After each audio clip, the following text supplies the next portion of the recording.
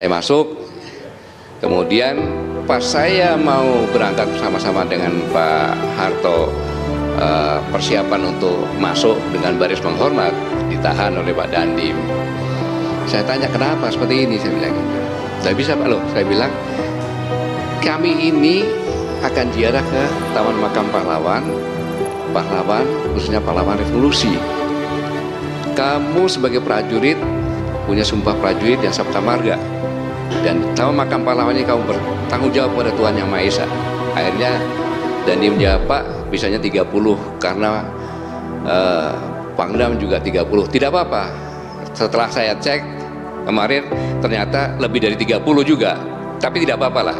Akhirnya saya sampaikan ini Dandim sebagai Komandan Subgarnison Jakarta Timur bertanggung jawab, kita ikuti. Sebenarnya tidak ada masalah gitu. Tetapi ya kita ikutin karena bagaimanapun itu junior saya dan petugas, ikutin. Akhirnya dibuat 30-30. Itu dialog saya dengan Pak Dandim. Akhirnya lucu, kami pun paham persis bahwa saya hadir di sana menghormati inisiatif yang sangat bagus dari Legend TNI Purnawirawan Marinir Soeharto sebagai pimpinan PPKN, di mana banyak purnawirawan tergabung di situ untuk ziarah bersama-sama. Lah kalau upacaranya cuma 30 orang ya bagaimana ceritanya itu? Aneh, tapi tidak apa-apa, sudah kami lakukan.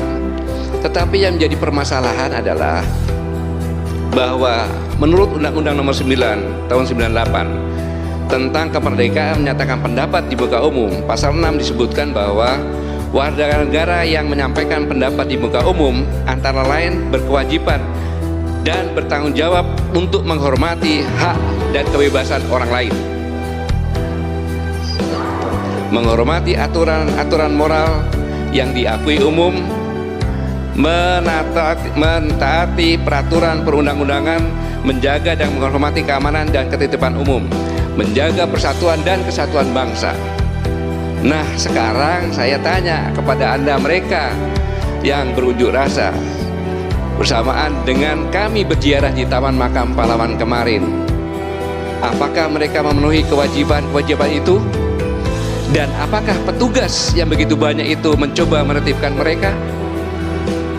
Alih-alih mereka ditertibkan, justru kami yang ditekan terus dengan berbagai cara, termasuk berhadapan-hadapan dengan tentara yang aktif, dengan mantan tentaranya. Apakah pembiaran ini sengaja untuk mengganggu dan mengacaukan kegiatan ziarah? Saya tidak tahu.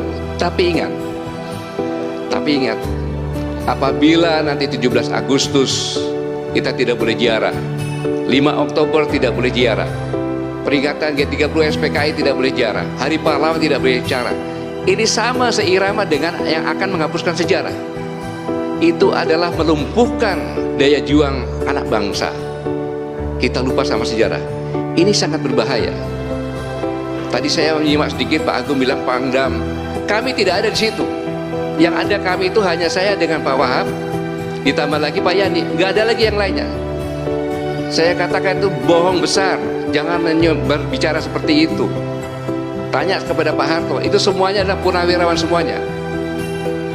Saya pun sudah pakai baret hitam, tapi begitu lihat banyak anak-anak komando, saya pun orang komando, pasukan komando juga, saya pakai baret merah. Kita semuanya ingin menghormati para senior kami yang sudah mencurahkan pikiran, keringat, darah, bahkan nyawa, khususnya dalam peristiwa G30 PKI, sambil berdoa kepada para pahlawan semuanya. Dan kami ini kepada mereka semuanya, para pahlawan yang mulia, kami pun semua ingin seperti para pahlawan jadi syuhada. Kok diganggu?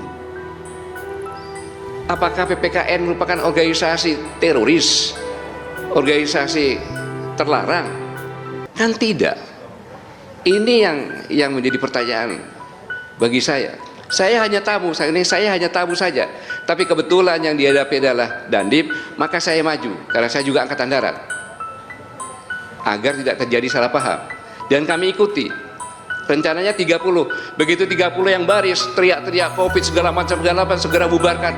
Ya gimana, yang lainnya kan banyak ingin bergantian masuk ke makam pahlawan, malah disuruh pulang. Bukannya menertibkan yang demo, malah kami yang seolah-olah tidak tertib. Kami ini adalah pensiunan-pensiunan yang tahu aturan, dan tujuan kami hanya untuk berziarah, mendoakan para senior kami